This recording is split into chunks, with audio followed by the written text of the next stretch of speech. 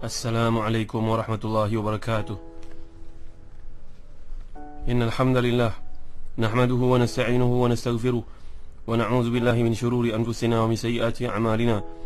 May yahdihillahu fala mudilla lahu wa may yudlil fala hadiya lahu. Wa ashhadu an la ilaha illallah wahdahu la syarika lahu wa ashhadu anna Muhammadan 'abduhu wa rasuluh.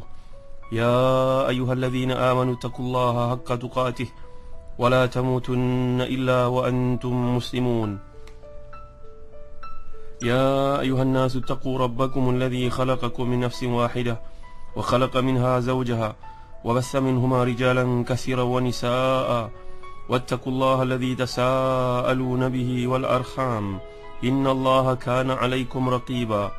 يا أيها الذين آمنوا اتقوا الله وقولوا قولا سديدا يصلح لكم أعمالكم ويغفر لكم ذنوبكم ومن يطع الله ورسوله فقد فاز فوزا عظيما. أما بعد. Saudara penerbit bersama Hadi Syahrudin, sedang mendengar ini milik Allah sekalian. Alhamdulillah, bersyukur kita kepada Allah Subhanahu wa taala. Kita masih lagi membincangkan ayat yang ke-19 dan 20 daripada surah Ghafir, dan kaitannya dengan kehidupan kita agar kita memahami tuntutan dalam Islam ini penjagaan mata. Iaitulah firman Allah Subhanahu wa taala, A'udzu billahi minasy syaithanir rajim. Ya'lamu kha'inatal a'yuni wa ma tukhfi as-sudur. Wallahu yaqdi bil haqq. Walladzina yad'una min dunihi la yaqduna bi syai'. Innallaha huwas samii'ul basir. Maksudnya, dia mengetahui pandangan mata yang khianat dan apa yang disembunyikan oleh hati. Dan Allah menghukum dengan keadilan, dan sembahan-sembahan mereka sembah selain Allah tidak dapat menghukum dengan sesuatu apapun. Sungguhnya Allah, dialah yang maha mendengar lagi maha melihat. Saudara pendengar yang dirahmati Allah sekalian, ya'lamu kha'inatal a'yuni, kata Ibn Qutaybah, al-kha'ina dan juga al-khiyana, dia adalah merujuk pada satu, merujuk pada wahid, mufrad. Para ulama tafsir kata Ibn Jauzi mentafsirkan ya'lamu kha'inatal a'yuni merujuk kepada 4 perkara.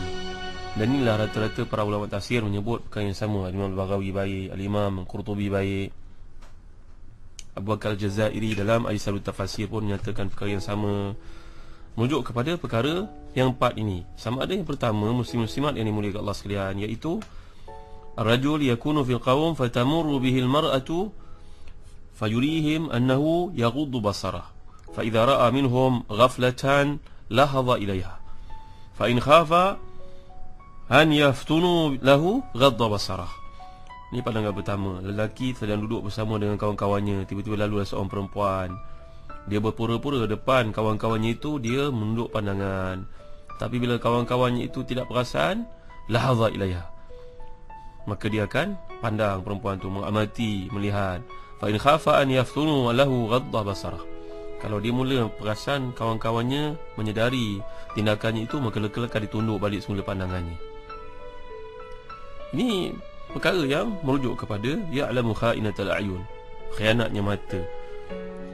Khianat ni maksudnya apa, muslim-muslimat sekalian? Khianat ni maksudnya nifaq. Dia telah huraikan dalam surah Taubah yang lalu tentang buatan nifaq. Nifaq ni pura-pura, khianat pun pura-pura juga, kata Al-Imam Al-Asfahani. Cuma merujuk pada khianat ni lebih kepada janji. Bila dah berjanji, maka seorang yang tak menunaikan janji berkhianat.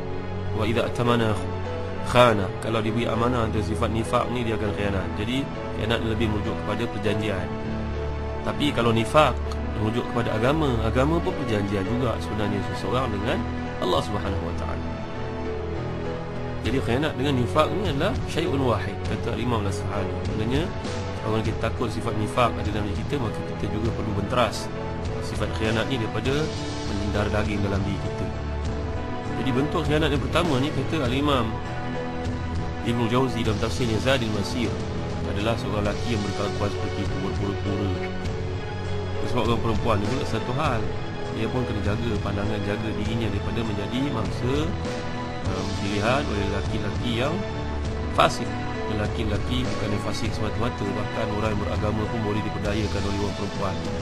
Itu semua merujuk kepada kisah-kisah yang dikemukakan oleh Allah SWT dalam Al-Quran dan juga Nabi Muhammad SAW. Nanti kita ada peluang kita meroka surah Yusuf.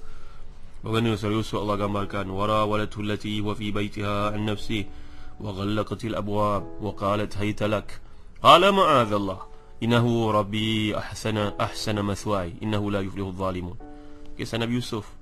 Nabi Yusuf yang cuba diperdayakan oleh perempuan tersebut, yang dipanggil namanya oleh kebanyakan orang Melayu sebagai Zulaikha. Allahu a'lam. Yang mana kebenaran ni, kalau kita lihat dan kita tafsir, tak ada pula menyatakan nama seperti itu. Sampai akhirnya Nabi Yusuf pun berkata, qala rabbi sijnu ahabu ilayya mimma yad'unani ilayhi wa ila tasrif anni kaidahunna asbu ilayhinna wa aku minal jahilin. Nabi Yusuf minta kepada Allah, kalau beginilah gayanya diperdayakan oleh orang perempuan, lebih baiklah aku duduk dalam penjara, ya Allah SWT. Selamat aku daripada tipu daya mereka. Muslim-muslimat ini boleh Allah sekalian, ni gangguan ataupun fitnahnya orang perempuan. Dan Nabi SAW telah pun menjelaskan kepada kita, ma taraktu ba'di fitnatan adharra 'ala rijali minan nisa, dalam hadis sahih riwayat Bukhari Muslim. Nabi bersabda, aku tidak pernah tinggalkan selepasku satu fitnah yang paling berbahaya kepada lelaki berbanding dengan orang perempuan. Ini fitnah orang perempuan yang terbesar. Itu juga kita lihat dalam hadis riwayat Abu Sa'id Al-Khudri dalam Sahih Muslim. Nabi bersabda, inna dunya hulwatun khadiratun wa inna Allah mustakhlifukum fiha fayanzuru kayfa ta'malun fattaqud dunya wattaqun nisa fa inna awwala fitnati bani Israil kanat fin nisa. Jadi ini Nabi telah bersabda, semuanya dunia ni amatlah menggoda, menarik, manis, dan Allah telah menjadikan kamu khalifah padanya. Lalu dia akan menguji kamu, beri kepada kamu melihat bagaimana kamu lakukan. Takutlah kamu akan dunia dan takutlah kamu pada orang perempuan, kerana fitnah yang paling besar pernah dihadapi oleh Bani Israel sebelum kamu adalah orang perempuan. Dan jalan bagi orang yang menjaga matanya, menjaga dirinya daripada terjerumus dalam perkara yang haram ni, muslim-muslimat sekalian, marilah kita bacakan untuk mereka hadis sahih yang diriwayatkan oleh Bukhari Muslim. Sab'atun yudhilluhumullahu fi dhillih yauma la dhilla illa dhilluh. 7 golongan yang mana Allah akan menaunginya di bawah naungan Allah pada hari tidak ada naungan melainkan naungannya. Antaranya siapa sekalian, muslim-muslimat sekalian? Rajulun talabathu imra'atun dhatu mansibin wa jamal faqala inni akhafullah. Seorang lelaki yang diajak oleh perempuan yang berkedudukan dan cantik pula tu, lalu dia telah berkata, sungguh aku takut kepada Allah Subhanahu wa taala. Kata Qadhi Iyad dalam syarah kepada Muslim, kenapa Allah SWT ataupun Nabi SAW mengkhaskan di sini sebutan pangkat dan juga kecantikan? Pada biasanya manusia berlumba-lumba nak kejar dua perkara itulah, kejar yang cantik dan berpangkat pula. Masya Allah, bagilah selesai segala urusan, seperti dikatakan oleh Qadhi Iyad. Biasanya susah nak berhimpun dua perkara itu pada seseorang, tapi kali ini berhimpun. Dah tu mengajak pula kita untuk melakukan maksiat dalam keadaan orang lain pun tidak tahu, tersembunyi. Maka ni antara setinggi-tinggi martabat, semulia-mulia kedudukan taat pada Allah Subhanahu wa taala. Saya teringat kisah yang dikemukakan oleh Ustaz Omar Muhammad Nur dalam satu edisi majalah JNQ tentang rupa paras yang merupakan amanah daripada Allah Subhanahu wa taala. Kisahnya tentang seorang tabi'i yang terkemuka dengan ilmu yang tinggi. Di samping ilmu yang tinggi, menghimpunkan pula rupa paras yang kacak, iaitulah seorang bernama Sulaiman bin Yasar radhiyallahu anhu. Tabi'i yang hebat, Sulaiman bin Yasar, bukan sahaja hebat ilmunya, malahan kacak pula. Sehingga dalam satu perjalanan nak menaikkan ibadah haji, maka temannya telah berkata kepada beliau, wahai Sulaiman, izinkan aku untuk mendapatkan makanan untuk kita dalam perjalanan ini. Duduklah Sulaiman seorang diri, kawasan yang agak terpencil. Datanglah seorang perempuan yang telah mengamati dari sebelum itu kewujudan lelaki kacak ini. Dia pun datang perkenalkan dirinya, buka purdanya, dan mendahulu semua wanita salihah, wanita merdeka memakai purda. Lalu kelihatanlah memanglah seorang perempuan yang sangat cantik menggoda. Kalau ditakdirkan melakukan maksiat di tempat yang terpencil itu saat tiada orang lain, itulah tidak ada siapa yang dapat memberkas. Apa jadi muslim-muslimat sekalian? Sulaiman ni seorang tabi'i yang bukan saja ilmu tinggi, rupanya kacak, menghimpunkan dengan kedua-dua itu takwa yang tinggi pada Allah Subhanahu wa taala. Dia pun merasa amat takut atas perkara tersebut, lalu nangislah sehebat-hebatnya, menutup mukanya dengan kedua tapak tangan. Perempuan itu pun tersedar bahawa dia berdepan dengan seorang lelaki yang begitu tinggi takwanya pada Allah SWT. Akhirnya perempuan itu masa malu, dia pun meninggalkan tempat tersebut. Dipendekkan cerita, pulanglah kawan pada Sulaiman melihat ada bekas-bekas tangisan pada wajahnya. Wahai sahabatku Sulaiman, apa hal? Menangis? Jawapan Sulaiman, saya tengok keluarga. Mustahil. Sebelum ini kau musafir dengan aku, tak pernah pun kau kelakuan seperti ini. Apa yang ingat pada keluarga? Akhirnya selepas desak, Sulaiman pun menceritakan realiti sebenar perkara tersebut berlaku. Maka kawannya pula yang menangis. Kalau aku mendapat ujian tersebut, bimbang aku gagal, wahai Sulaiman. Apa jadi pada mereka seterusnya, muslim-muslimat sekalian? Mereka pun meneruskan ibadah haji, pergilah ke Mekah untuk menyempurnakan manasik. Habis saja sempurna ibadah ini, terlelaplah Sulaiman berdekatan dengan Bukit Marwah, tempat tahallul. Dan dalam tidurnya itu, dia melihat seorang lelaki yang sangat kacak. Masya Allah, hebatnya tuan hamba. Assalamualaikum warahmatullahi wabarakatuh. Waalaikumsalam warahmatullahi wabarakatuh. Sebegah kamu tuan, hebat ciptaan Allah pada mukamu. Jawapan lelaki melihat dalam mimpi itu, akulah Yusuf bin Ya'qub. Yusuf bin Ya'qub. Artinya Nabi Yusuf bin Ya'qub dilihat oleh beliau dalam mimpi. Dengan pengakuan tersebut, barulah dia sedar Nabi yang pernah diuji oleh Allah dengan wanita yang cantik itu. Jawapan Sulaiman selepas mendengar kata-kata Nabi Yusuf itu, Masya Allah, hebatnya, hebat tuan Nabi, selamat daripada ujian dengan perempuan, tingginya iman, hebatnya kedudukan. Jawapan Nabi Yusuf kepada Sulaiman, aku adalah Nabi dan Allah jaga aku, tapi kamu adalah seorang manusia yang telah menggunakan iman dan takwanya untuk membenteng diri daripada maksiat kepada Allah SWT. Takwa berperanan sebagai wiqayah, benteng. Maka muslim-muslimat ini menikah sekalian, kedudukanmu pun tidak kurang hebat di sisi Allah. Begitulah lebih kurang kisah yang dikemukakan oleh Ustaz Omar Muhammad Nur dalam majalah JenQ. Motivasi untuk kita semua, kepada anak-anak kita, agar mengerti takwa ni akan pasti reward oleh Allah SWT, diberi ganjaran oleh Allah SWT, cepat ataupun lambat. Jadi ini adalah pandangan pertama kebanyakan para ulama tafsir. Makna kepada khainatul a'yun adalah mata yang khianat melihat benda yang diharamkan Allah SWT. Dalam satu hadis Nabi SAW, Nabi telah menyatakan, fa inna lakal ula wa laysat lakal ukhra wa laysat lakal thaniya. Kamu melihat orang perempuan itu untuk pertama kali secara tak disengajakan, maka palingkanlah pandangan ke arah lain, kerana melihat yang seterusnya haram. Orang perempuan pula bertanggungjawab untuk menutup auratnya agar tidak ketat, tidak jarang, dan tidak mendedahkan perhiasan-perhiasan pada tubuh mereka. Kita akan mengkaji perkara ini surah An-Nur kelak. Tanggungjawab ibu ayah untuk mendidik anak-anak dari perspektif Islam ni, pakaian yang sebenarnya yang harus dipakai. Memanglah boleh pakai pakaian yang cantik, muslim-muslimat sekalian, tapi pastikan 3 perkara ni jangan berlaku. Jangan ketat sangat, jangan jarang sangat. Kadang dah baju itu gelap tapi jarang pula nampak struktur tubuhnya. Pakaian itu gelap, bagus, tapi ketat pula nampak susuk tubuhnya. Leher nak dibagi nampak kepada orang. Bagaimana kedudukan ni muslim-muslimat sekalian?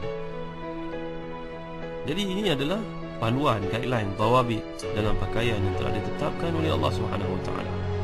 Yudnina alaihinna min jalabibihinna. Kataan jalabib, jilbab. Jilbab makna mengatur, menutup.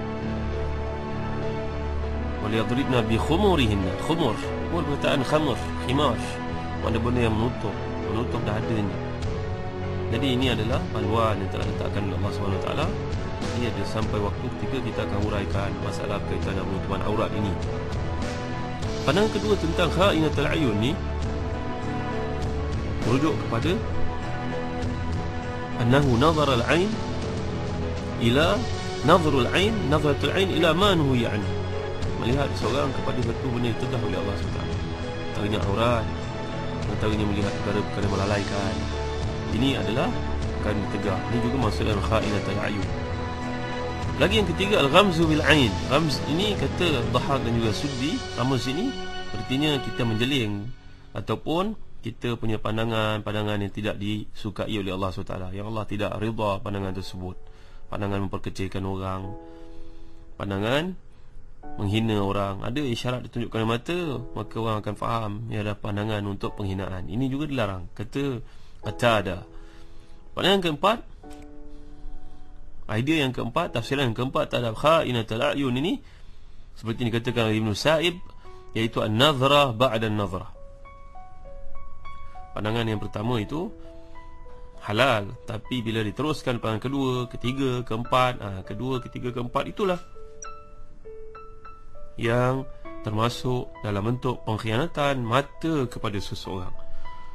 Jadi para pendengar yang dirahmati dan dikasihi Allah sekalian, dapatlah kita memahami bahawasanya mata ini mengkhianati kita, dan orang beriman akan faham dan perasan tentang mata orang yang melakukan maksiat kepada Allah SWT. Seperti peristiwa berlaku pada zaman Uthman bin Affan radhiyallahu anhu. Datang seorang pemuda ke dalam majlis dalam keadaan dia telah melihat maksiat sebelum itu, wanita yang menggodanya, wanita yang buka auratnya. Maka Sayyidina Uthman telah pun mengingatkan jamaah semua, dan dia terasa kena pada batang hidungnya. Kata-kata Sayyidina Umar, ittaqu firasatal mu'min fa innahu yanzuru bi nurillah.